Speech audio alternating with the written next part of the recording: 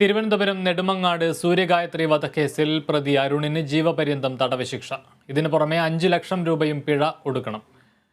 തിരുവനന്തപുരം 6ാം additional sessions judge K വിഷ്ണുവിൻ്റെതാണ് ഉത്തരവ്. വിവാഹാഭ്യർത്ഥന നിരസിച്ചതിനെ തുടർന്ന് നെടുമങ്ങാട് സ്വദേശി സൂര്യഗായത്രിയെ വീട്ടിൽ കയറി അരുൺ കുത്തിക്കൊലപ്പെടുത്തുകയായിരുന്നു.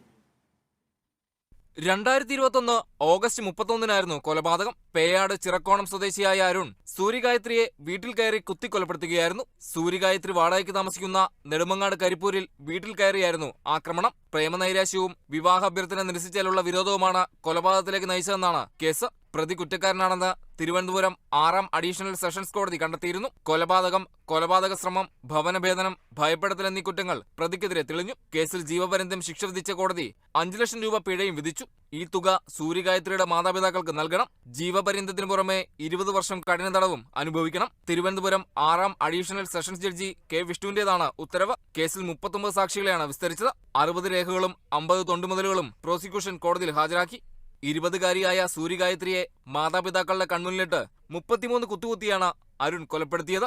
Kerala vision news, Thiruvananthapuram.